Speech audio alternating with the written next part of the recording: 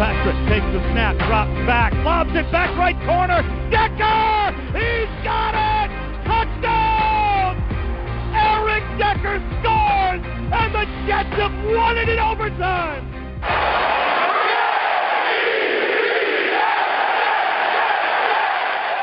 This is the Jet Take with Ben Blessington and Kyle Fahey. Welcome back to another episode of the Jet Take, a special bonus podcast. We're going to be joined by a very special guest in just a minute. We're going to have our normal call-in show tomorrow. You guys can call into that show. The number to call in is 515-739-1285, and then you enter the PIN 261860 with the pound or hash sign. But we figured we'd drop this episode a day early, recording with Manish Mehta. But before we get to that, I'm joined by my esteemed co-host, Kyle Fahey. Kyle, how you doing, man? I'm doing well. I'm feeling better because we already recorded the interview with Manish. We're doing the intro now, and I can tell you, it's flames. It is probably the best interview we've ever done. So humble. Very humble. And, just the timing of everything, with training camp going on, some other things, it just worked out really well. So it's a good listen. Thank you, Kyle, for plugging on the podcast that it's supposed to be plugging. As Kyle said, I think Manish was a terrific guest. We're looking forward to having him on in the future. The thing we're trying to do during training camp is having a different beat writer on each week, just kind of break down that week of activities and that week of practices and what they saw. So we're starting with Manish Mehta. We'll announce next week's guest on tomorrow's episode, and again, you can call into that show. So you can follow us at Twitter, at the Jet Take. You can listen to our podcast wherever you listen to podcasts, iTunes, SoundCloud, Google Play, iHeartRadio, Spotify, and of course, you can find us at turnonthejets.com. Without further ado, let's get to the interview. All right, Manish, thank you for joining us. Let's kick it off with, obviously, the situation everybody's been talking about for the past few days, and it's the Sam Darnold contract dispute that took place over the weekend. I mean, obviously he joined practice on Monday, but can you kind of take us through the past 72 hours, that whole holdout, what was happening, what was taking so long for it to get done, how is Sam feeling about it, just kind of the behind the scenes on that whole mini holdout that happened the first few days of training camp?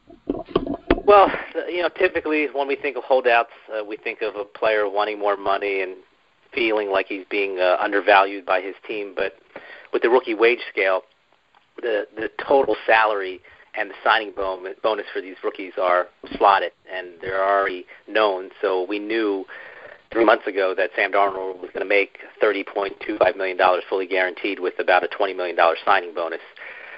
The biggest issue in this negotiation, and really most of these first-round negotiations, is offset language, which essentially protects the team on the off chance that they cut the player before the life of the contract is realized. So, in other words, if Sam Darnold were cut after the first, second, third year, really before he plays 4 full seasons, if he were cut and signed by another team, let's just say for argument's sake he were signed by the Patriots with 1 more year left on his rookie contract, and the Patriots offered him $2 million, and the Jets still owed him $2 million. Under the offset provision, the Jets would not owe him anything because you subtract what the new team is paying the player from what the old team was owed the player. So in that scenario that I just laid out, the Jets would not be on the hook for any money. Without offset provision, the player can essentially double dip, which is collect 2 paychecks from 2 different teams. So Darnold, in this example, would make the $2 million from the Jets and the $2 million from the Patriots, or $4 million. Ultimately, it's only a few $1 million, but teams don't want to set a precedent there. And if there is some kind of outlier situation where a guy who made, scheduled to make $20 more million in guaranteed money does something egregious, or is just so awful that they have to cut him with, let's say, $15 million left on the deal, the team that cut him wants some protection. So I understand the Jets not wanting to move off of that. They were never going to budge off of that, just like Cleveland didn't budge off of it for Baker Mayfield, Buffalo the same with Josh Allen, Arizona the same for Josh Rosen, and really Jimmy Sexton, who represents Sam Darnold and who has a long resume, an accomplished resume. He's been doing it for a quarter century. negotiated landmark deals for Reggie White. That's how long he's been around. So, he's been around the block a few times, and he wants to get a quote-unquote win in the negotiation. So once he doesn't get the offset provision, I was told that he was really ticked off at Baker Mayfield's camp after Baker signed his deal with the offset provisions, and that really weakened Darnold's position, negotiating position when it comes to the offset language. And at that point, the agent pivots to another area in the contract that he can try to get a win at. And that's really what this was all about, because over the last 72 hours you heard stuff about voiding guarantees and what would trigger a guarantee void. The Jets are interesting in the sense that they're about one of 4 teams in the NFL that ties their forfeiture language to not only suspensions but to fines. Specifically, we're talking about suspensions due to PED use, failure in the steroid policy, and fines that are related to conduct detrimental to the team. So that would have to be something egregious, like Sam Darnold would have to punch out a player or get in a fight with a coach for the Jets to really do something extreme and try to get some of the guaranteed money back. If he were fined for a low helmet hit, the Jets weren't going to void his guaranteed because, A, that would foster ill will between the player and the team. And so if Darnold were actually the real deal, why would he ever want to stay with the Jets and re-sign with the Jets? So that's just not practical. It's, again, just a tool for the agent to sell to not only his current client but future clients that he got a win in this particular deal, because the offset provision really is a powerful provision, and that is a recruiting tool that agents use against each other for future prospects. And again, once that was off the table, Jimmy Sexton was trying to find something else. It's unfortunate because none of this was really about Sam Darnold's best interest. It was really about the agent trying to further his own cause. But ultimately, the Jets did make concessions. They didn't move off the most important part of the negotiation, the offset, but they did, however, remove the language that triggers voids in guarantees for fines, which is interesting because every Jet deal that was negotiated by the team, so excluding players that were traded, like Rashard Robinson, Henry Anderson, guys like that who came from other teams and negotiated their contracts with other teams, excluding those guys, every player that was drafted or signed through free agency by the Jets has that provision that voids guarantees or could void a guarantee associated with fines, except Sam Darnold. Ultimately, it doesn't really matter. Some people think the Jets caved. I don't think it really matters. I don't even think that's true. I think they did what they needed to do to get this kid in here because they fully believe that he's capable of proving to them over the next month that he can be the Week 1 starter when they roll it out on Monday night in Detroit. Yeah, and Manish, I think you hit the nail on the head. And you mentioned Jimmy Sexton. I have to give you credit as one of the few beat writers that was really going after Jimmy Sexton for kind of being selfish in this negotiation. There's looking out for your client and trying to get him the best deal, and then there's trying to do something so you can advertise yourself to future clients that are like, look what I was able to get for my rookie. Or whatnot. Do you have any idea of how Sam Darnold was feeling in these a few days over the weekend? I think some people were criticizing him. Baker Mayfield and Josh Allen made sure they got in camp on time. I saw you had a few tweets about how he's right around the corner from the facility. Was he just itching to get there, and was he just waiting for Jimmy to give him the okay, or was he kind of more relaxing and trusting his agent, who, as you said, has been doing this for a quarter of a century? I think he just, as a general principle, does trust his agent. That being said, I was told that he was ticked off. I was told that the family was extremely frustrated, and I believe that was on Sunday afternoon, and I got every indication that this wasn't going to last much longer, maybe 24 hours, and I think it actually might have been exactly 24 hours after, or maybe a little under 24 hours after I got that information that he came in. So I knew it wasn't going to extend very far. It's good that it got done before practice. So he ultimately just missed 3 practices and only 1 in pads. So I don't think he's that far behind. But I think you hit the nail on the head in terms of doing right by your client. In a perfect world, that's really what agents should do. I think people sometimes forget. People, including players, especially young players, sometimes forget that the agent works for the player, not the other way around. And, there's a little bit of naivety there because he is a rookie, so I do understand that. But it was interesting that Josh Allen and Baker Mayfield and Josh Rosen made it crystal clear to their agents that they did not want to miss one practice and to get the deal done, and even if it meant, quote unquote, giving up on some minutia in the language that really wouldn't impact them.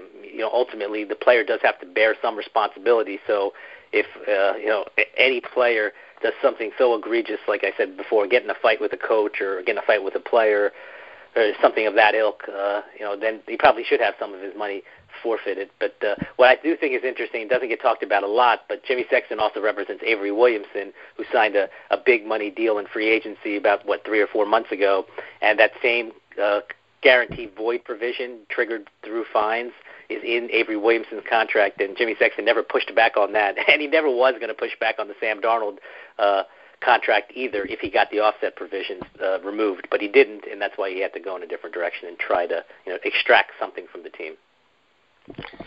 Manish, let's talk about practice, seeing as Sam Darnold missed a couple of them. How are the quarterbacks and Sam Darnold specifically looking in practice? Well, he was good in terms of getting in and around the pocket. He wasn't rusty in that sense. They did a lot of design rollouts right and left. He looked fluid there. He was rusty overall in terms of timing with receivers. He wasn't on the same page with a lot of those guys. That's to be expected. He hasn't been around for 6 weeks. Hasn't been around with these guys for the first three practices. But that timing issue is not something that's of any concern. I asked Todd Bowles yesterday if he thinks by the end of the week Darnold will be up to speed as if he hadn't missed any practices, and Bowles is typically pretty conservative, so he wouldn't commit to that, but I would be surprised by the end of Thursday's practice. They're not practicing on Tuesday, but they'll have a practice Wednesday and Thursday, off day Friday, and then another practice/scrimmage at Rutgers. I think that by the time they get to Rutgers, Sam Darnold, for all intents and purposes, will be caught up. Again, it's not like he missed a ton of time. This wasn't a Darrelle Revis-esque type of holdout. It was only a few practices, and again, only one padded practice. So, you don't want to miss a practice. Certainly, if you're a rookie quarterback learning, those are all valuable. I don't want to marginalize the time missed, but the reality of the situation is that I don't think he missed enough time to fall so far behind that he can't catch up. What do you think the percentages are going to be on the snap counts with Team 1 reps right now between the three quarterbacks? Well, they're taking the similar blueprint as they did a year ago, where they start off camp with Josh McCown getting the lion's share of reps. This year it's a little bit less because they are mixing in the other two guys. Sam Darnold actually did take some first-team reps yesterday. I wouldn't read too much into that because what Jeremy Bates does is mix and match, so there were some situations where Darnold was behind the starting offensive line, but there were some second-team wide receivers, in a particular set. Then there were some times where they have a blend of offensive and defensive starters in there. Sometimes he's behind the starting offensive line, but he's facing the second-team defense. So they do mix and match. I know a lot of people want to know how many first-team reps, how many second-team reps did Darnold get, Bridgewater get. McCown's primarily taking the first-teamers if he's taking snaps at all. So, yeah, I wouldn't read too much into it this early in practice. I think ultimately what you're going to see and what matters the most if you're a Jet fan is to see how Bates and Bowles divvy up the snaps in the preseason. Because if you remember a year ago, Josh McCown took the first series of the first preseason game. I believe he led him to a touchdown or a field goal, and then he really took a back seat for the rest of that first preseason game and all of the second and third preseason games to give Bryce Petty and Christian Hackenberg opportunities to win the starting job, because the Jets wanted one of those guys, specifically Christian Hackenberg, to show that he could be the week one starter, and clearly that didn't happen, and that's why the Jets' default position and safety net was Josh McCown, and he started the fourth preseason game just to kind of knock off some of the rust so he would be ready for week one. And that'll be a similar plan this year, except you substitute Petty and Hackenberg with Teddy Bridgewater and Sam Darnold. So Darnold and Bridgewater are going to get a lot of reps in the preseason. That's what matters the most.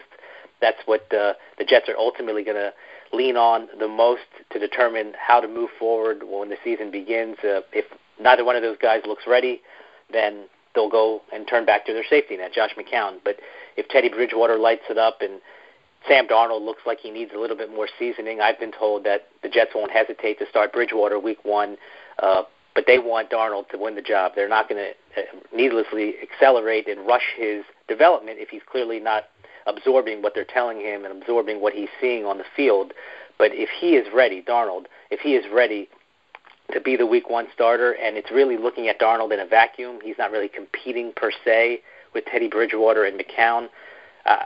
If you just look at what Darnold is doing, and if he can prove to the coaches that he is ready to be the week 1 starter, not necessarily if he's a little bit better or a little bit better than Bridgewater or McCown, because you would anticipate McCown, a 15-year veteran, to have a firmer grasp of reading defenses than a rookie. So I don't think it's realistic over the next 4 weeks to have Sam Darnold prove he's a better quarterback than Josh McCown. I don't think that's really what this is about. In fact, I know it's not. It's really just about Darnold proving that he can be an NFL starter by week 1. And if that happens, the Jets are not going to hesitate to play him against the Lions.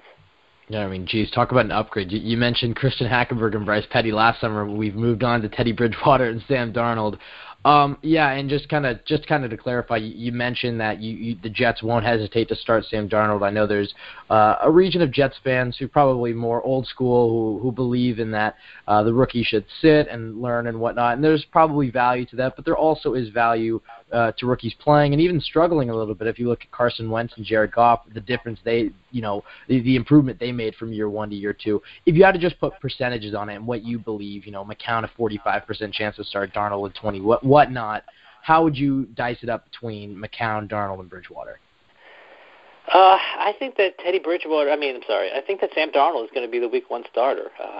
Seeing is believing in the preseason, but every indication that I've gotten from people in the organization is that they don't think he's going to be a deer in the headlights when the preseason begins. And based on what they knew before they drafted him, and based on what they've seen over the past several months in the spring since they've drafted him, they believe that he's going to be ready. But again, they want to see it themselves. It sounds great, and I'm leaning on people that are a lot closer to the situation than I am, people that see and talk to him every day. And the indication I've gotten is that he's got the ability over the rest of training camp and preseason to show that he's ready to be the starter. Now, if he's not, then then I think that Bridgewater has a chance. But the best case scenario for the organization is for Bridgewater and Darnold to play well, and for a team to come calling for Bridgewater so they can flip that asset into a draft pick because he's only signed through 2018. It was a 1-year deal. They only have a $1 million investment in him right now. If they could flip Teddy Bridgewater for a 4th-round pick, a 3rd-round pick, they'd do backflips. But if they can get a 4th-round pick for him, if a team comes calling, I don't think they're going to hesitate to do that if they're comfortable with Darnold. And there's so many moving parts, a lot of different variables. So at the end of July, it's hard to know what's going to transpire by September 1st. But if there's a situation, ironically, like what happened with Minnesota a couple years ago when Bridgewater went down less than 2 weeks before the regular season, and that prompted Minnesota to call Philadelphia and trade for Sam Bradford. If a situation like that arises, I think the Jets would be probably the first call that any team makes because they do have a surplus in some respect at the quarterback position because of the flexibility that Bridgewater provides. So, from a percentage standpoint, I think there's a better than 50-50% shot that Darnold is going to be the week 1 starter. But look, if he lays an egg in the preseason, then they'll go in a different direction. But they feel pretty confident in what they have in this kid, and they want to see it obviously in preseason games. It's not going to be perfect. Even if he starts week 1, week 4, week 5, whenever he ends up starting, you're going to see turnovers. The guy's going to throw some picks. He's a rookie. He's a risk taker, and I think he's going to learn on the fly that you can't take as many risks as you did in college. You don't want to, lose your aggressive edge. There is a fine line there. You don't want to change who he is as a player. But I think in the early going, you'll see some ups and downs. And when you have a rookie quarterback going through ups and downs, that trickles down. And ultimately that means the team will have some ups and downs this year. But you had mentioned Carson Wentz. I think he's a terrific example. This is a guy, as a rookie, didn't even play more than, I think, 30 snaps, somewhere in that neighborhood in the preseason before he got hurt. And he started week 1, and the Eagles finished 7-9. They were really 7-8. They got a free win against the Cowboy team in week 17 that didn't need it. But they won 7 games with this guy, and then he really took off in his second season before getting hurt, of course, last year.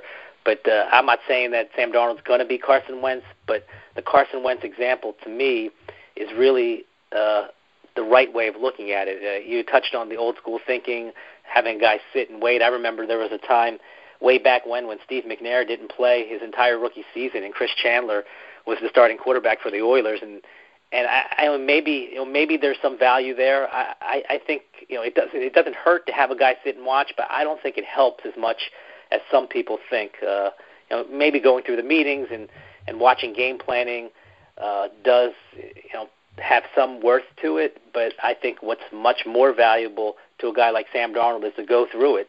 And again, if he's overwhelmed, if he looks lost, much like Christian Hackenberg looked in the preseason last year, then you don't want to throw him in at that point. But I don't see, I haven't got any indication that that's who this guy is. I think that he's going to be able to accept the responsibility and again, not be perfect, but get enough valuable experience this year where this team can be positioned to really make a move and be a legitimate playoff contender for a long time starting in 2019. So I think that's what the Jets are thinking.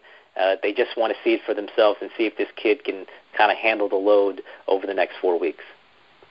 Yeah, and that's exciting for you mentioned that the Jets have that much faith in him that he has a 50-50 shot at winning the starting job when McCown generated so much positivity, and my fear was that Todd Bowles was going to have some sort of sense of comfort with McCown, and he still might. And McCown still might be the Week 1 starter, but it's good to know that he's at least opening his mind to Darnold. All right, we promised last question about the quarterbacks, and then we'll move to the other parts of the roster, talk about training camp practice the last few days. But the last question, kind of just talking about Darnold. I mean, you've been on the Darnold bandwagon really for over a year. You've been, calling for Darnold when the Jets were going through their 2017 tank year, till after it, when they were picking 6 to try to trade up, but it was pretty much a foregone conclusion he was going to go to Cleveland. Then there was some noise he might drop, but it's been clear that you've been a big Sam Darnold fan. What has attracted you to Sam Darnold? Why do you think he's going to be such a great quarterback? Why do you think he's the guy to flip the curse of the same old Jets? It seems like a lot of, the articles. I mean, somebody mentioned this on Twitter that the other day about how this entire offseason up until the contract 72-hour holdout, there hadn't really been a negative article written about the Jets by the Jets beat, which is surprising. And and that's not a shot at the Jets beat, because the Jets have given the beat so many negative things to write about. But it seems like this offseason there's a bit of a different tone. But, do you attribute that to Sam Darnold? Why do you think he's having, this big of an impact on the culture? I mean, obviously Jamal Adams can take some of that. And then what just attracts you, you to him as a prospect? Well, long before he was a Jet, I was looking at quarterbacks in college and talking to scouts and college scouting directors around the NFL about, who's got a shot to be good and great, and Darnold and Josh Rosen, even before Darnold, Josh Rosen's the guy that I was getting a lot of positive feedback from. This was a couple years ago, maybe even 3 years ago. But I watch a lot of college football, and clearly, USC games are on TV a bunch. And I don't pretend to be a scout, but I'd be watching these games, and I'd be texting college scouting directors on other teams, and just saying, hey, are you watching this? And there were guys who were actually watching the game while I was watching different games, and we'd be communicating back and forth about this guy, and they would tell me what they like about him. And it is funny because when you hear Jeremy Bates at minicamp talk about his suddenness and his ability to be terrific off schedule, these are things that I've heard for 2 years from personnel guys on other teams. He's just got a innate ability to play the position, and it's so rare because he's only been a quarterback for 3 years, only 2 years in college, 1 year in high school. Remember, this guy used to be a linebacker, so for him to pick up the position and the nuances of the position, the feel for the position so quickly is tantalizing. And that doesn't guarantee anything. I'm not putting him in Canton by any stretch of the imagination, but he's got so much skill and ability, and last year I thought it was extremely unfair. And look, I'm not Sam Darnold's best friend here, but I'm just telling you what I know and what I hear from people that understand football a lot better than I do. His offensive line was in flux. he lost a lot of upperclassmen a couple years ago, or actually last year, but a couple years ago he had a veteran group around him. Juju Smith-Schuster was his number one receiver. Obviously, he lost him to the NFL, but he was dealing with a lot of different moving parts, and I think he didn't put up the numbers that he did a couple years ago. That people thought, well, maybe this guy was a one-year wonder, a flash in the pan. He's not going to be that great. But if you look at the skill, not necessarily the stats, but if you look at the skill and the ability that he has, just throwing on the move, he's absolutely terrific. When you move the pocket, and he's a right-handed player, but if you can move the pocket left, he's on point. And what I saw in the spring, even though it was in shorts, I mean, those qualities jump off the page. If you're watching him live, 15 feet away, and you're hearing, okay, well, this guy does A, B, and C well, you want to see him in person do A, B, and C well. And I saw that time and time again. And again, he wasn't perfect. He made some poor decisions, and he got picked off in these spring practices. And like I said, I think he's going to get picked off when he gets into real games this year, because he's going to learn when he can take chances and when he can't. But he's got such a great feel when the pocket collapses to escape pressure, and that's not really – I don't think that's something that's learned necessarily. Maybe you can improve upon it a little bit, but you hear about the term it factor, and sometimes that gets thrown around way too many times. But I heard that Darnold had the it factor back in 2016, so I haven't seen anything really to dissuade me from that being the truth. So I just think he's got such a great demeanor about himself, the way he carries himself. There is no arrogance. Yes, he's from Southern California.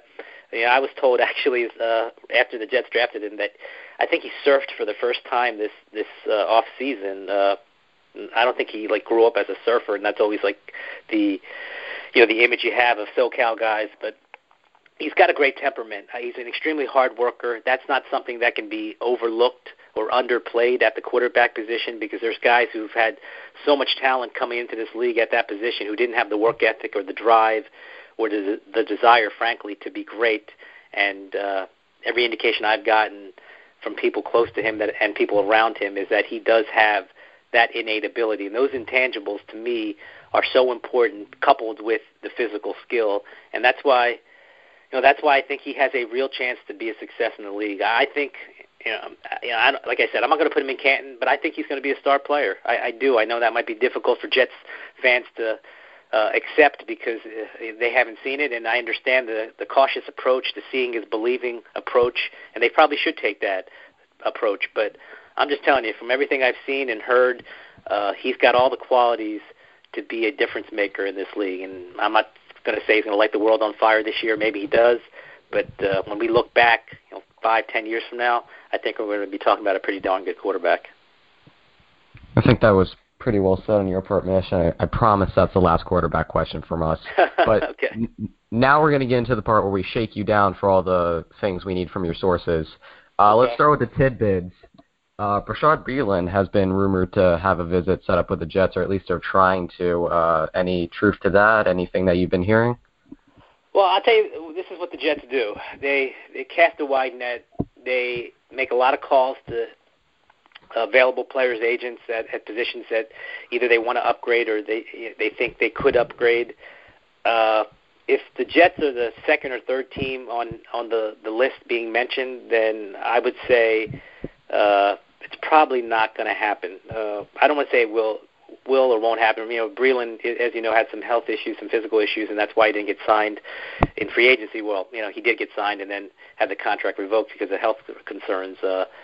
I don't know if he's going to be a Jet.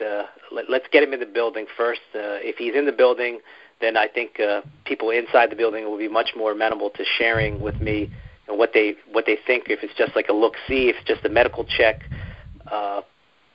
Right now the Jets have 3 good cornerbacks, certainly 2 good on the outside. Todd Bowles loves the versatility that Buster Skrine brings, and I'm glad you talked about Breeland because there are 2 specific young cornerbacks who have really kind of jumped off the page in this first 4 practices. And again, it's only 4 practices, and only 2 of them have been in pads, but 2 6th-round cornerbacks, ironically, Derek Jones and Perry Nickerson, rookie and second-year player, who have done some really nice things that have garnered the attention of people that matter in the building. So, Breeland, we'll wait and see if he actually comes in the building. And if he comes in the building, I can find out whether that's just the medical check or whether they have real designs on signing him. We like it when you push Derek Jones propaganda our way, friend of the podcast. We feel like we discovered him. We're going to take credit for him when he starts making Pro Bowls. That's what we're going to do. Well, we did it with ASJ when he started scoring touchdowns. We're like, hey, guys, don't forget where you first heard him. But really? Yeah. Like he wasn't a second-round draft pick? Listen, we don't include those facts when we're taking bragging rights right now. Another guy who I want to talk about on the roster, though, Elijah McGuire, injury bug caught him. What is the timetable looking like for his return? What's the severity of it? Well, look, he has a fracture in his foot. The good news, I guess, if you're looking for a silver lining, it's not a Liz Frank issue, so it's not as if he'll be sidelined for the entire season. I would imagine that there's an extremely strong possibility he'll start the season up on a PUP. Technically, if you look at the timeline for his recovery, it is early enough. He had the surgery yesterday, July 30th. If you're talking conservatively a month and a half to be okay, and then you got to get your conditioning back, I would say that PUP is probably the way to go for them with a chance to return. If they want him back this season, he'll certainly be healthy enough to return this season. He does offer an interesting skill set. I don't think he's LaDainian Tomlinson, like Stump Mitchell said in the spring. I do think that he offers a varied skill set in the passing game, really a quality third down option, an intriguing third down option, in that role. So I think he'll play this year if they want him to play. There are a lot of variables at stake because you do have Bilal Powell, you do have Isaiah Crowell. They just signed George Atkinson. Who knows if they'll bring anybody else in? Thomas Rawls has also been around.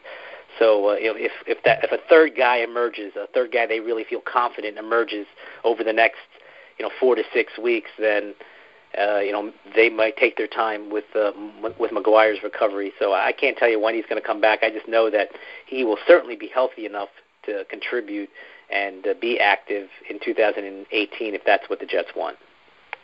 Yeah, I don't know what it is with these Jets coaches comparing their okay players to Hall of Famers. I mean, I remember Rex Ryan comparing rookie Demario Davis to Ray Lewis. So yeah, well, that was Rex's DNA. I mean, I think for most other coaches, I think that there's something in the spring water that gets all the optimism flowing. Everyone is in such a great mood in May and June, and that's when you get some of these interesting comparisons, let's put it that way. Well, let's hope there's not any more until we get to actually see them on the field. Talking about practice, have there been any guys who've surprisingly getting a good amount of first-team reps? Obviously in practice, all the quarterbacks have gotten first-team reps and whatnot. But, guys on the defensive side, I mean, I've heard about Perry Nickerson getting starting looks, in the nickel. We've heard about Doug Middleton having a good camp. Are there just other guys that you've been like, this is a surprise that the Jets offense sees him as a guy who's going to have a big role and potentially a starting role? Well, you mentioned Middleton, and that's a good name. He's flashed, and I actually asked somebody about Middleton the other day, and They like what they've seen in him. He's an interesting player, primarily, kind of an under the radar special teams guy. But he's made some plays. A couple of these undrafted linebackers have made plays from time to time. Frankie, I'm going to butcher the last name, but Lavu and Anthony Wint, guys who they liked in the spring, have done some good things in these first 4 practices. But you want to see consistency. You want to see it over a longer period of time, and certainly for guys of that ilk, the undrafted rookie linebackers, you want to see them do something when the preseason rolls around. Chris Herndon has done really well. To me, he is their best tight end. He's the guy who they believe will be their Week 1 starting tight end. He's going to have to show it in preseason, and Jordan Leggett's done some good things as well, and Jordan Leggett, I guess technically, is ahead of him in the depth chart in terms of getting first team reps. But I've heard too many good things about Chris Herndon to believe that he's not going to be their starter. Maybe he disappears in the preseason, but I don't think so. He's got an interesting skill set, a terrific run after the catch guy, And I think he fits what Jeremy Bates wants out of that tight end position, and I think ultimately he's going to be a contributor as a rookie. All right, let's do some quick-hitting questions. We're going to move around the depth chart, different positional groups, and you can just give us insight onto how the competition has played out. And, obviously it's only been 4 practices, but whether it's the starting gig or the depth. So we'll start with the defensive line. I mean, obviously a lot of good young guys there with Nathan Shepard, Foley Fatukasi. They traded for Henry Anderson, as you kind of mentioned earlier. How have you seen kind of the depth and the rotation going with that group? Who's been getting the first team reps? Who do you kind of see, bringing out the group and just kind of the preview of the defensive line? Yeah, that was interesting because in the spring, Henry Anderson and Nathan Shepard kind of just shuffled in and out, shared a lot of the first team reps. And Anderson's still getting some of that work, but they're really giving Nathan Shepard an opportunity here. They're giving him a good look here in the early portion of training camp. I know that the Jets love everything about the guy. I think what they really want to see from him is to get a firmer grasp of understanding what offensive linemen are trying to do, and that'll come with time. He's got heavy hands. You'll hear Todd Bowles say that actually time and time again. He's got a really great skill set. I know he's coming from a D2 school. It's an interesting path that he's taken to the NFL. But just watching him in practice, and again, you want to see him in these preseason games. So just watching him, you wouldn't have known he came from a D2 school. He's an older player, more mature, so his body's a little bit more mature. But he's a guy who they're giving every chance to be their starter, really their replacement for Mo Wilkerson. Henry Anderson offers a lot of versatility.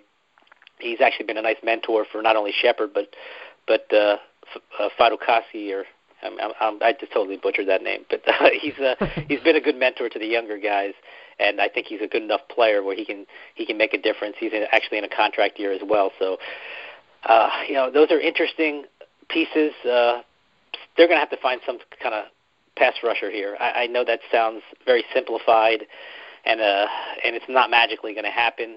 I'm not anticipating that happening, but they need a running mate, for lack of a better phrase, with Leonard Williams, because for as good as I think Leonard Williams is, and I know people point to the sacks, and he clearly didn't get it home as often as he wanted to a year ago, generated a lot of pressure, but never really got home when you look at the final numbers in terms of sacks. But he needs someone to alleviate some of the pressure and the focus off of him, because if you're constantly faced with double teams, unless you're a generational talent, you're not going to overcome that.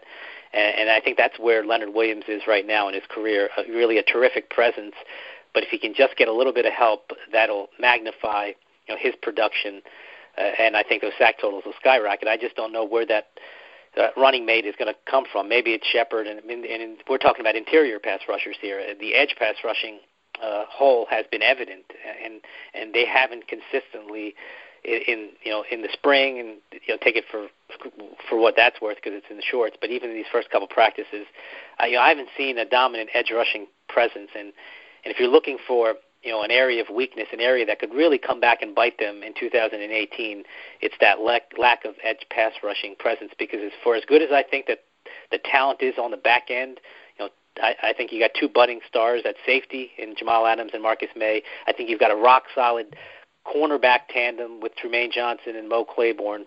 For as good as the secondary is, it doesn't really matter if you're going to give opposing quarterbacks 4 or 5 seconds to throw the ball. Those guys are going to get picked apart. So, it'll be incumbent upon Bowles and Casey Rogers to scheme up some creative pressure packages. But that to me is not sustainable. I think you can do that in strategic pockets within games and during pockets of the season. But to do that every quarter for every game for 16 games is a tall order, and I don't think that's really practical.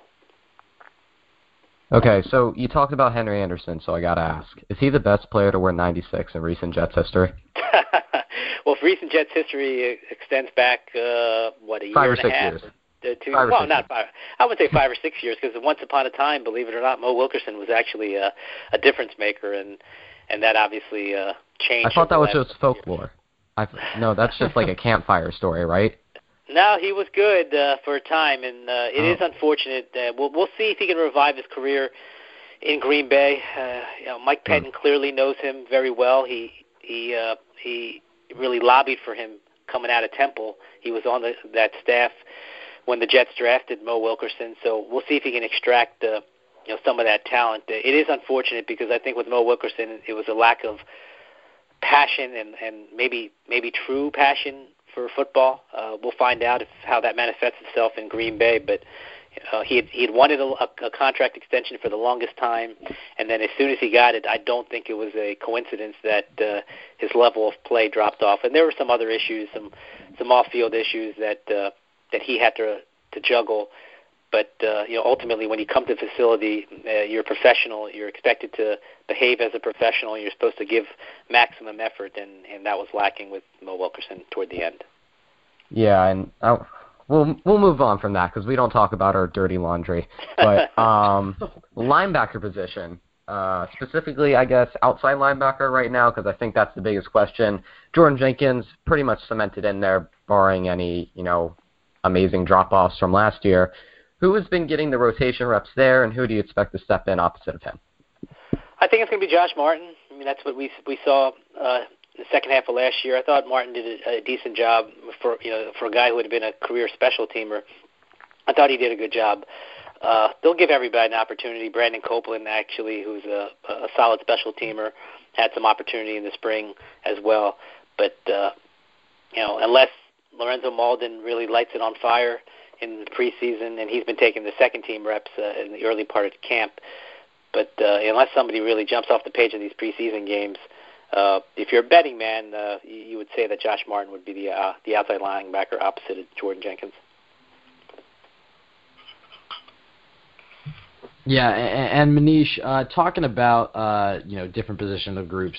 If we move back to the corners, obviously there's a lot of depth issues behind really the first three. I mean, obviously really you could say the first two: Tremaine Johnson and Mo Claiborne. And outside of that, there's a lot of question marks. Buster Screen, we're not sure if he's really going to make the roster. The Jets could potentially cut him, but he'll probably will. He's the veteran corner. He's been in Bolsa's scheme the longest, so I guess you could probably keep him there.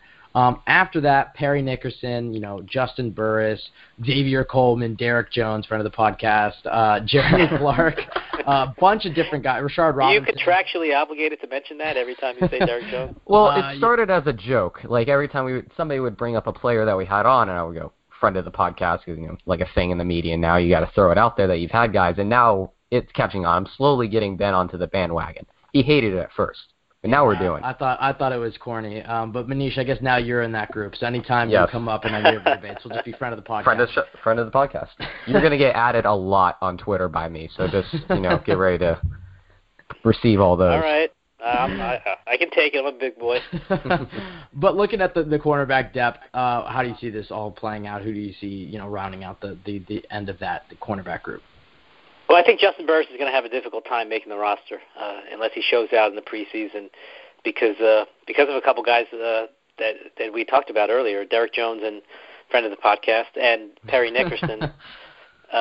They're really intrigued by those guys, and Nickerson hadn't played in the slot in college. They had him playing a few first-team reps in the fourth padded practice, subbing for Buster Screen, and you had mentioned Buster Screen. I'd be shocked if he's not on this roster. If he's not on this roster, I can assure you it's not a Todd Bowles decision because the coaching staff, Bowles, Denard Wilson, value Buster Screen a lot, and I know that he can be a source of agita for some Jets fans because of penalties and things of that nature. But he does offer a varied skill set. He can play in the slot. He can play outside. He's a pretty darn good cornerback. He's not a Pro Bowl player by any stretch of the imagination, but when you're talking about value as your third cornerback, I think he offers that. He's going to be on the roster. Derek Jones is going to be on the roster. Perry Nickerson, obviously, I think is going to be on the roster. So that's five guys right there. Justin Burris, just because he was a draft pick, is an interesting name, but unless he plays really well in the preseason, I wouldn't be surprised if he were not on this team. He's on the bubble. He's on the borderline. So if I were a Jet fan, the one thing that I would probably be concerned about the most, and I don't like thinking this way just typically, but Mo Claiborne needs to stay healthy. He stayed healthy for the most part last year. I know he was dealing with a leg issue that caused him to miss, I believe, one game, but pretty much two games because he pulled himself out early in the Tampa game last year.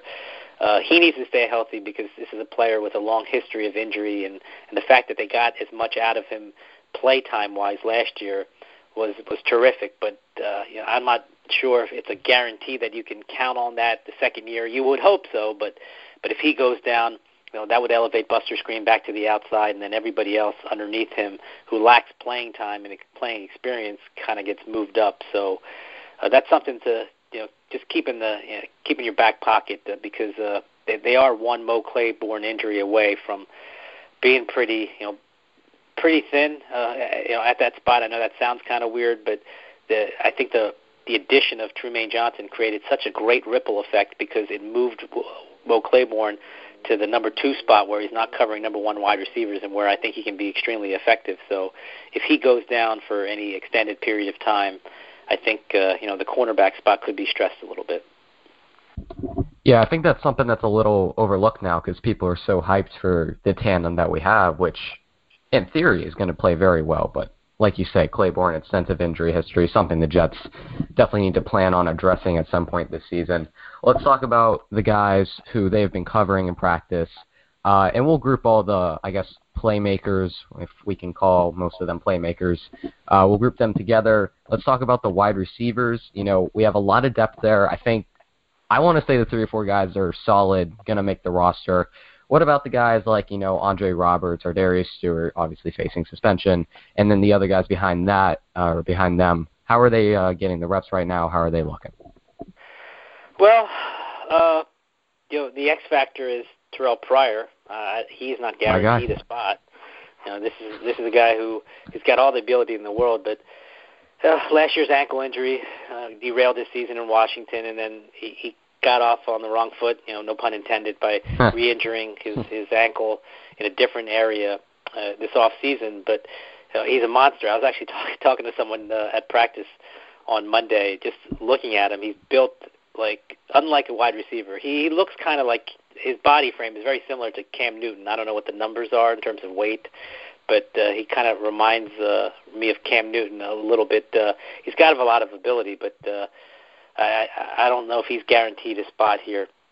Andre Roberts, I think his value would be in the return game if they want a veteran, a pro, short-handed guy, and if Trenton Cannon doesn't open up eyes in the punt return game, and he's been a little bit shaky, to be honest, to this point, then maybe they could turn to Andre Roberts. I think that's where he would make the roster if he's going to make the roster. Darius Stewart's not going anywhere, even though he's going to be suspended for a couple games. He's a third-round pick, and Mike McCagnon doesn't give up on third-round picks after one season, so he'll be on the roster, not to start the season, of course, because he'll be suspended, but when he comes back, I think he'll be on the roster. It would be a shock to me if they cut him after he came back from suspension. I guess anything is possible if a couple other wide receivers really play great and the team is sold on them, but it would really be unusual for the general manager to move off a third-round pick after the player even begins his second season. So I think he'll be around. The other guy, Charles Johnson, a veteran guy, he's made some plays from time to time. I don't think he's going to make the team.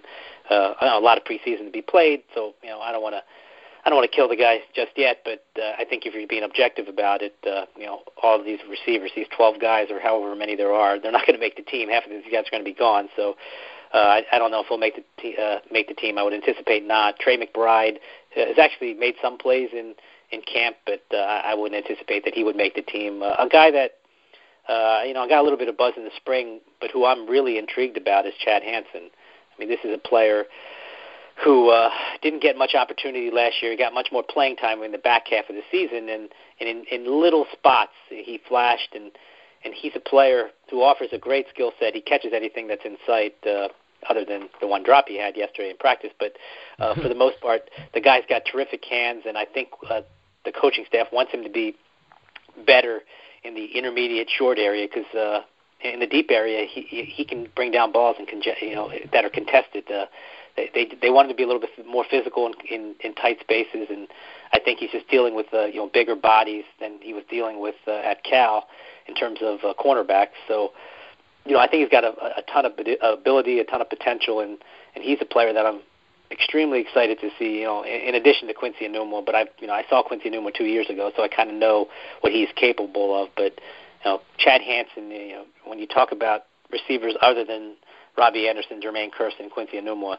Chad Hansen's the player that I'm intrigued about because he's going to be an outside receiver. They'll move him inside the numbers from time to time, but he is an outside receiver. A lot of people believe when they hear Chad Hansen's name, slot receiver. Not really.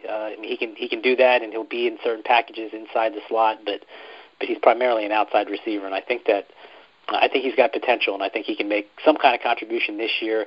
And certainly, I think he's got a real chance to be a part of this team over, the foreseeable future. A bit earlier about Chris Herndon, who is he facing suspension right now, or are we gonna? What's the league's decision on that? Do we know yet? Well, he's going to be suspended. Okay. You get a DUI, he's going to be suspended. I can't tell you if he's going to be suspended in 2018 or 2019 because I can't tell you what path the legal system. And what path he'll take through the legal system, and I don't know how quickly the NFL will act on that. I wouldn't be surprised if he were suspended this year. I also wouldn't be surprised if they didn't suspend him until 2019. But given what I know about what happened, I would be stunned if he wasn't suspended for some portion of time, whether it's this year or next. Yeah, clearly fair. So the guys behind them, who let's just say, for the podcast's sake, that he does get suspended at some point this year. The guys behind them who are going to get the reps eventually, Bucky Hodges, Jordan Leggett, Neil Sterling, Eric Tomlinson. Sterling and Tomlinson been here, done that. We basically know what they are, hoping they improve. What about guys like Bucky Hodges, Jordan Leggett, young players who I think were highly rated, coming out of the draft, not obviously the number one tight ends in their class, but both fairly decent in college production-wise. What are the reps looking like for them, and what are you expecting? Well, Bucky Hodges is no longer on the Jets. They cut him when they signed Georgia Atkinson. So he's I'm guessing he's not going to make the Week 1 roster. No, that's a good prediction. That's a good prediction. Completely forgot about that. Yeah, Tomlinson offers an interesting skill set because he's kind of a Swiss Army knife at that tight end position, a good blocker. If you remember last year, they even used him as a fullback in a pinch, and I know that Todd Bowles really likes that versatility. He can catch the ball as well, but when you're talking about a pass catcher in this offense, Jordan Leggett would probably be the guy that I would anticipate, in addition to Herndon, as being someone who could make some kind of contribution. Again, I think Herndon's the better player. I think Herndon's going to make the biggest difference. Sterling is an interesting guy because a lot of people don't talk about him, but he makes plays in practice. So I give him credit. He's a guy who does consistently make plays in practice. We'll see how his role shakes out, but when you just look at it from a pure skill set standpoint of the guys that they have, Leggett, Herndon, Sterling, Tomlinson, Herndon to me is the best player. I mean, I've been told time and time again he's the guy that they think will emerge from this group. Maybe it takes a little bit of time. Maybe Leggett gives them a run for their money, but Herndon is not only a good pass catcher, but the guy can block as well. That doesn't get talked about a lot, but he's a good blocker as well. Just a well-rounded player. Who frankly probably would have been an earlier draft pick if he hadn't injured his MCL at the end of his college career. So they got good value with him in the draft, and I think over time, I don't know if it's instantly going to happen. Typically, rookie tight ends don't make a real difference in their first seasons, but I think over time, Herndon's going to be a player that can be a real important piece to the offense. Okay, and final position of offensive quote-unquote playmakers. Interesting one. Not a lot of depth there, so this one's, I think it's basically a softball. Fullback position, undrafted rookie Dimitri Flowers, who hoping to make a friend of the podcast soon. And then Lawrence Thomas, converted defensive lineman to fullback, who somehow produced last year at a surprisingly good rate. Who's been getting the reps? I know you said that Jeremy Bates basically splits it up a lot, but what's your prediction? Who's going to make the roster? Who offers more for us? Look, I think that the Jets would be better off with Dimitri Flowers, but I do want to see Dimitri Flowers in a preseason game or two and see how he does in the blocking game. Clearly, his skill set is catching the ball. He's got terrific hands, and that was his reputation at Oklahoma. He was a really important piece for Baker Mayfield and their offense down there. And I think if you look at how Jeremy Bates' offense is structured, a versatile player like Dimitri Flowers can be much more valuable than Lawrence Thomas. Lawrence Thomas has been getting the lion's share of reps with the first team. They've been mixing in Flowers. He's gotten first team reps as well, but I know that the organization wants to wait and see how Flowers performs in preseason games, how his blocking is. It is interesting because when you look at the schematics of Jeremy Bates' offense, compare it to Kyle Shanahan's offense in San Francisco. He's got a player in Kyle Juszczyk who's a little bit different than Flowers. Juszczyk was he was a tight end in college. Flowers a little bit bigger player, but in terms of being extremely versatile in responsibility, Juszczyk I think is very similar or Flowers I should say is very similar in that respect to Juszczyk. I'm not saying he's the same type of player, but just in terms of a guy that the coordinator can kind of bend in shape and use in different ways, to me, Dimitri Flowers has that potential. I'm not saying he's Kyle Juszczyk, but he does have that potential in this offense, much like Juszczyk has in Kyle Shanahan's offense. So that's just something to keep in mind. Again, he's going to have to block a little bit, right? So that has to be, something that he proves to the coaching staff that he can do in the preseason. But he's such an interesting player, and if I were building this team, I would choose Dimitri Flowers. We'll see what Jeremy Bates and Todd Bowles ultimately decide. All right, Manish, last few questions here. Thank you so much for joining us for a good amount of time. All right, kind of, these questions are kind of the reverse of each other. We'll start with the positive one. A surprise guy that you think will make the roster, a guy you don't think anybody's talking about. I guess Robbie Anderson is the best example the Jets have of this in 2016. Nobody was really talking about him, and then slowly through great camp practices and then ultimately a pretty dominant preseason, he worked his way into the roster, then eventually the starting position. We probably won't see that again this year, but a guy you think that nobody's talking about who will make the roster in your opinion. Wow, that's a tough one, man. You saved the hardest for last. I think one of these undrafted linebackers, whether it's Lavu or Wint, I think they're going to be on the team. I can't tell you they're going to be on the 53-man roster. It might be a practice squad situation where maybe they get cut and they bring him back. But anytime an undrafted player, gets some of the buzz that these guys have gotten, at least privately, I think that they've got a real opportunity. A lot of times these guys, like as I mentioned earlier, a lot of these guys do disappear in the preseason. But a player like Wint, who is so undersized for that position, but Todd Bowles and Casey Rogers obviously believe they can use him in a way that he can be effective. He's an intriguing player to me because when the rookie minicamp came and went, it seemed like it was Sam Darnold and 45 undrafted tryout guys, a whole bunch of guys who nobody had heard of, and Wint was the guy whose name kept coming back to me as the best player in that rookie minicamp. And even though he really is undersized, even though he might not look the part, I think he's got a chance to be on the team. He's not going to be Robbie Anderson. He's not going to make that kind of impact at his position, but he's an intriguing player. And before August even begins, if you're asking me for some guy that no one's ever heard of that could be on the team, I think one of these undrafted rookie linebackers could. Yeah, after 4 practices and only 1 in pads, or only 2 in pads. All right, this last one, reverse question of it. Basically, a guy who most people think is going to make the roster that you think could be a surprise cut. I talked about Buster Skrine earlier as a guy who I think potentially could. I don't think he will. But maybe if I had to give an answer, I'd probably go with maybe a guy like Jordan Leggett if the Jets decided they wanted to keep Clyde Walford or Neil Sterling over him. And assuming Tomlinson and Herndon make the roster, is there a guy you see on this roster that could potentially not make it? Look, I'll go back to a guy I said earlier. I think it's possible that Terrell Pryor's not on the team.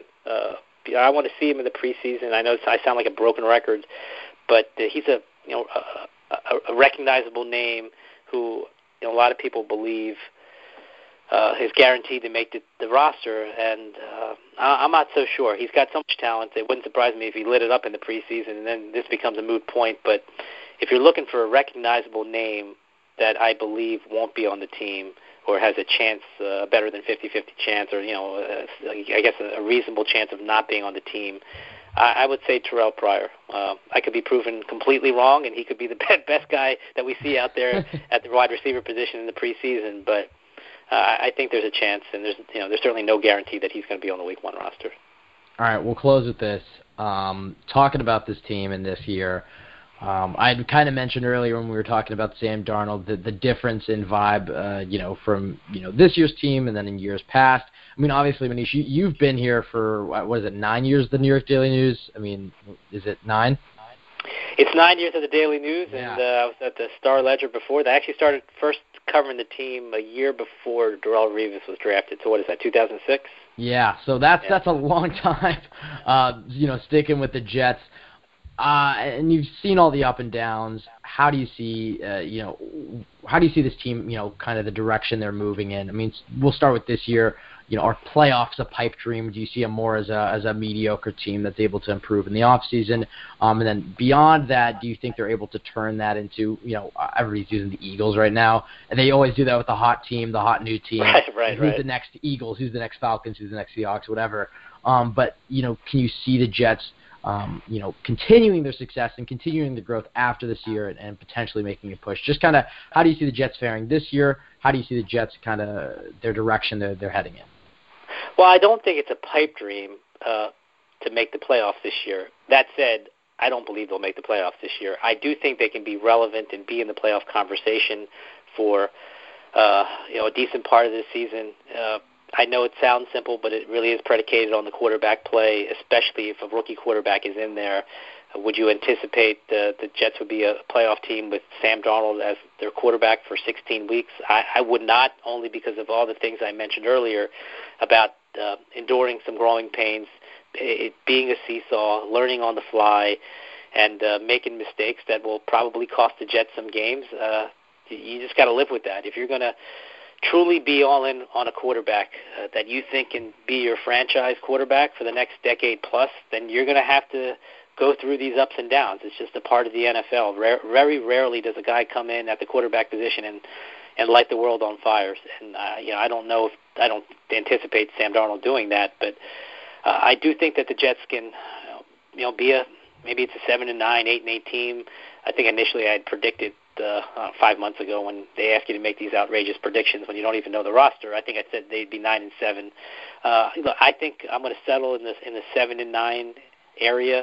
That's obviously not good enough to make the postseason, but they've got continuity in places that matter the most. General manager, head coach, both Todd Bowles and Mike McCagnon are signed through 2020. That clearly doesn't mean that they're going to be around through 2020, but the commitment from ownership, Christopher Johnson, Woody Johnson across the pond, is there, and I don't know if it had been there in the past, but I certainly believe that the tack that they're taking now is the winning tack, the right tack if you really want to truly build a foundation to achieve sustainable success. And that's why I believe 2019 is really the year that Jets fans should circle on their calendar as being the time when they make a real playoff push and perhaps make a playoff push for many years to come, because they're going to have, in theory, a quarterback who has gone through some growing pains as a rookie, but has some experience and is ready to take that next step in his second season. You're going to have younger pieces with more experience like Jamal Adams and Marcus May and Leonard Williams, Robbie Anderson if they want to move forward with him. And they've got a boatload of money, the most salary cap space of anybody in the league again in 2019, so they can go and supplement their roster in free agency, bring in some guys, hopefully bring in some offensive weapons, because I think that's really their most deficient area in addition on the offensive side. But it's one of their two most deficient areas in addition to edge pass rusher. So, I think that I think the pressure, I guess that's the best way I can put it, the pressure is on this team in 2019 to make the postseason, not in 2018. And Christopher Johnson has already come out and said there is no playoff mandate for this season.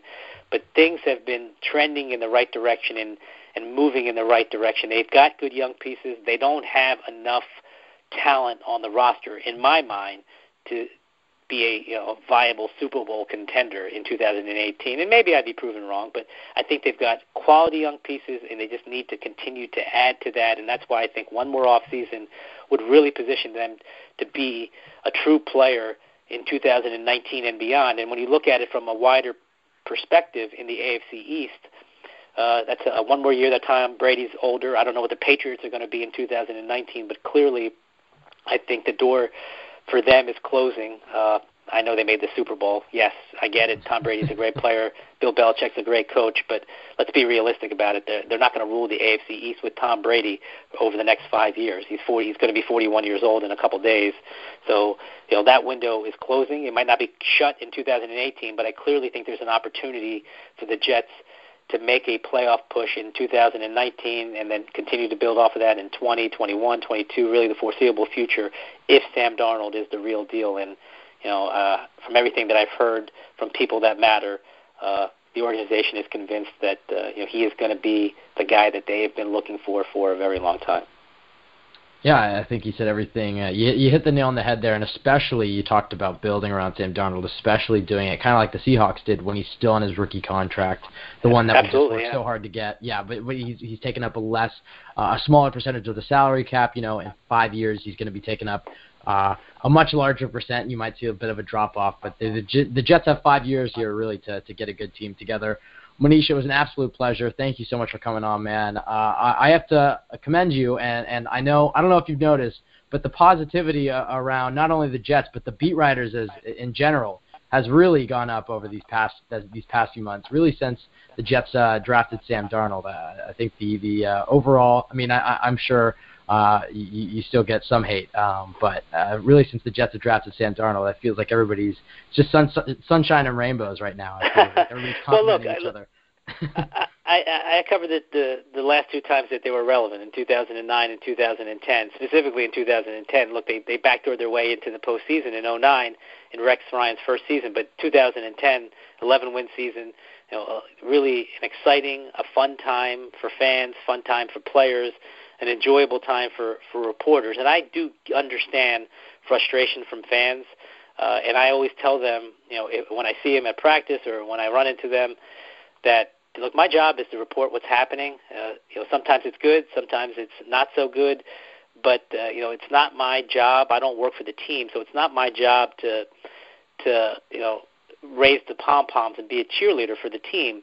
That being said, if I truly believe that the team is heading the right direction, and a player like Jamal Adams, for example, is going to be a force in the league, I'm going to say that Jamal Adams is going to be a force in the league. I have no problem, calling it like I see it. If a guy has an extremely high ceiling, and if the team is doing the right thing, I will bend over backwards and make it known that I believe that they are headed in the right direction and doing the right thing. And that's why, for example, during the Sam Darnold negotiation, you guys have known, you followed me and followed my coverage for a while. I'm not afraid to be critical of the team, mm-hmm. Or a player if I don't think if they're not doing the right thing, whether it was Mo Wilkerson or Darrelle Revis, who I have an immense amount of respect for. I've said this many times throughout the last several years that Darrelle Revis should be a Hall of Famer. He was a force at his peak, but he did not give a professional effort in his last year with the Jets. He quit on his team, and I wouldn't be doing my job if I pretended that wasn't existing and I kind of just washed over it. My job is to report what is happening behind the scenes, how the team really feels about certain issues, certain topics, and for this Sam Darnold negotiation, for example, I thought the Jets were completely in the right, and I thought that it was an interesting tactic, when the agent tries to not only further their own cause, but to try to use the same old Jets moniker or the Jets reputation as, not maybe being one of the better organizations in the league, and, try to use that against them in a situation in which the organization is actually doing the right thing. So, look, I call it like I see it. I believe firmly that Mike McCagnon and Todd Bowles are doing quality things to put this franchise in a position to achieve sustainable success. I believe that Sam Darnold is the right guy.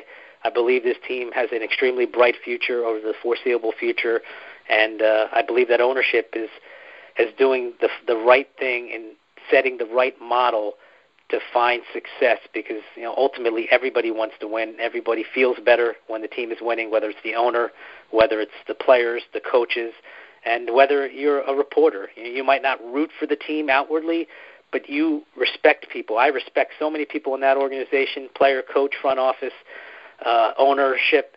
I respect so many of those people, and when people work hard, and you see them work hard, you want them to do well, and I think that's just like a natural human emotion. So when people I respect and people I know put in the time, find success, that puts a smile on my face.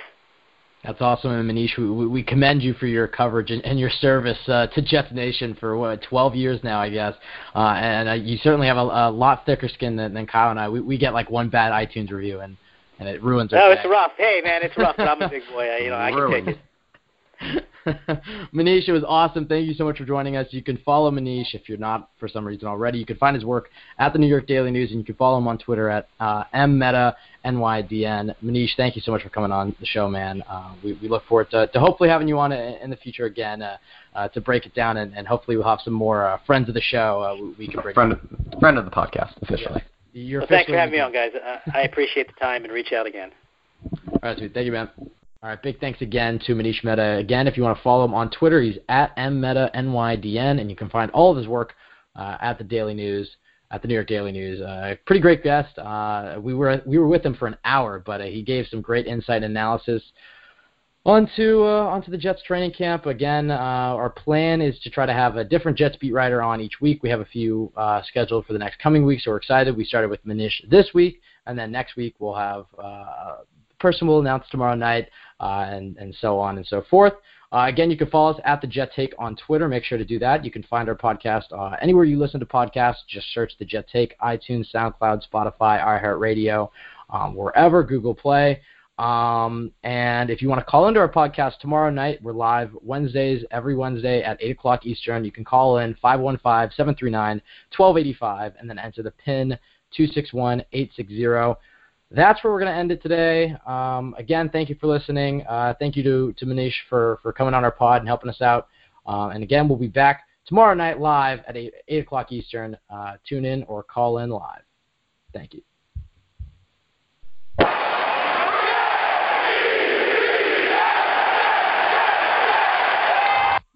Timing is everything.